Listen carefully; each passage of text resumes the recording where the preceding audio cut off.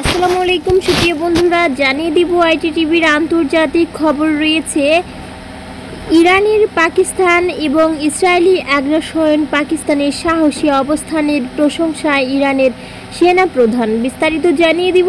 তার আগে অবশ্যই সুপ্রিয় বন্ধুরা, আপনারা আমাদের আইটিটিভি নিউজ ভিডিও ইউটিউব চ্যানেলটি সাবস্ক্রাইব করবেন এবং বেল বাটনে ক্লিক করে রাখবেন। শুরুতেই পাকিস্তানের সাহসী অবস্থানের প্রশংসায় ইরানের।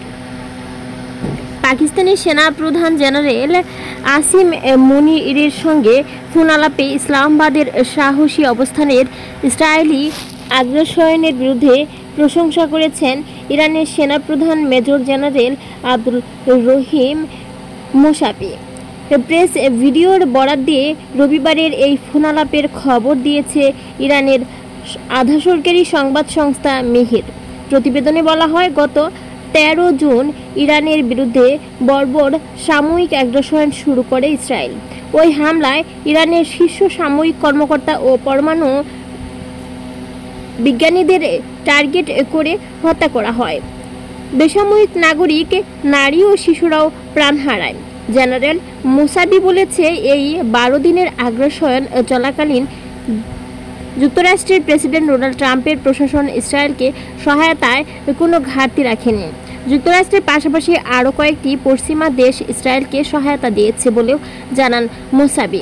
তিনি বলেন, যদিও এই যুদ্ধে আমরা কিছু ক্ষতির সম্মুখীন হয়েছি, বিশেষ করে যুদ্ধের শুরুতেই আমাদের কয়েকজন দক্ষ শীর্ষ সেনা কর্মকর্তার মৃত্যুর ঘটনা ঘটেছে, তবুও আমরা শত্রুর লক্ষ্য পূরণে বাধা দিতে সক্ষম হয়েছি। এমনকি এমন পরিস্থিতি তৈরি হয়েছে তারা নিজেরাই অস্ত্রবিরতি অনুরোধ জানাতে বাধ্য হয়েছে। সুপ্রিয় বন্ধুরা, এদিকে আরও জানিয়ে দিচ্ছি, উৎকৃষ্ট ইউরেনিয়াম বালুচিস্তানে লুকিয়ে রেখেছে ইরান। মার্কিন হুমকি পেয়ে পাপ লুকাতে ব্যস্ত পাকিস্তান। জানিয়ে দিব আরও, পাকিস্তানের মধ্যাঞ্চলে মাঝারি মাত্রার ভূমিকম্পন।